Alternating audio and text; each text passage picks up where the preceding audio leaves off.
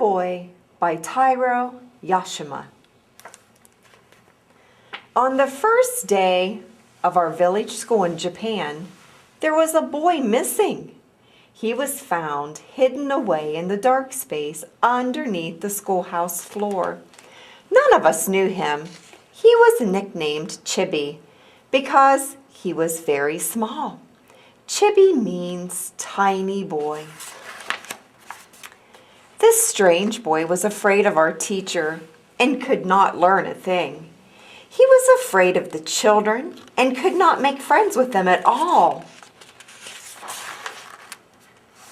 He was left alone in the study time. He was left alone in the playtime. And he always was at the end of the line, always at the foot of the class, a forlorn little tag-along. Soon Chibi began to make his eyes cross-eyed so that he was not able to see whatever he did not want to see. And Chibi found many ways, one after another, to kill time and to amuse himself. Just the ceiling was interesting enough for him to watch for hours. The wooden top of his desk was another interesting thing to watch. A patch of cloth on a boy's shoulder was something to study. Of course, the window showed him many things all year round. Even when it was raining, the window had surprising things to show him. On the playground, if he closed his eyes and listened, Chibi could hear many different sounds, near and far. And Chibi could hold and watch insects and grubs that most of us wouldn't touch or even look at. So that not only the children in our class, but the older ones and even the younger ones called him stupid and slowpoke. But slowpoke or not, day after day, Chibi came trudging to school. He always carried the same lunch, a rice ball wrapped in a radish leaf. Even when it rained or stormed, he still came trudging along, wrapped in a raincoat made from dried zebra grass. And so day by day, 5 years went by, and we were in the 6th grade, the last class in school. Our new teacher was Mr. Asibe. He was a friendly man with a kind smile. Mr. Asibe often took his class to the hilltop beside the school. He was pleased to learn that Chibi knew all the places where the wild grapes and wild potatoes grew. He was amazed to find how much Chibi knew about all the flowers in our class garden. He liked Chibi's black and white drawings, and he tacked them up on the wall to be admired. He liked Chibi's own handwriting, which no one but Chibi could read, and he tacked that up on the wall. And he often spent time talking with Chibi when no one else was around. But when Chibi appeared on the stage at the talent show that year, no one could believe his eyes. Who is that? What can that stupid do up there? Until Mr. Asibe announced that Chibi was going to imitate the voices of crows. Voices?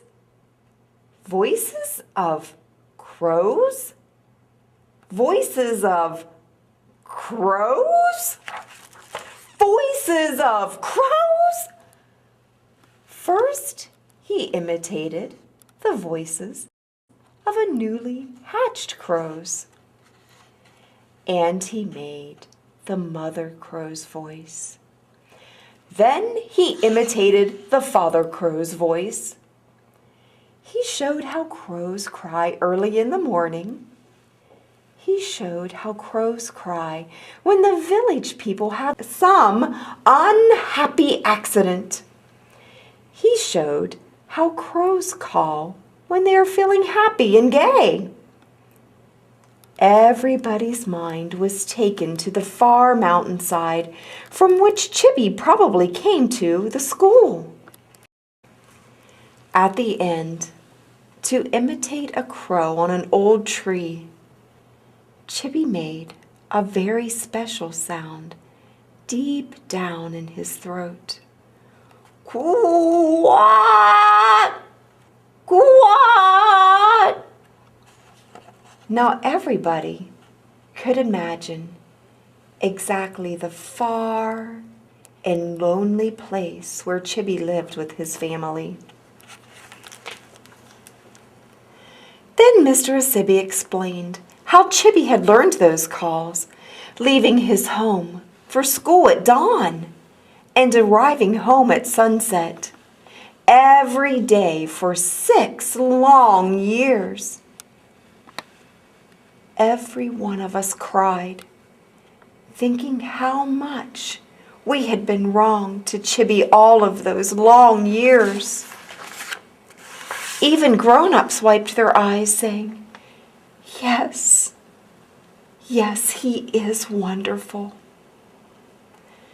Soon after that came graduation day. Chibi was the only one in our class honored for perfect attendance through all the 6 years. After school was over, the big boys would often have work to do in the village for their families. Sometimes Chibi came to the village to sell the charcoal he and his family made, but nobody called him Chibi anymore. We all called him Crow Boy. "Hi, Crow Boy!" Crow Boy would nod and smile as if he liked the name. And when his work was done, he would buy a few things for his family. Then he would set off for his home on the far side of the mountain, stretching his growing shoulders proudly like a grown-up man.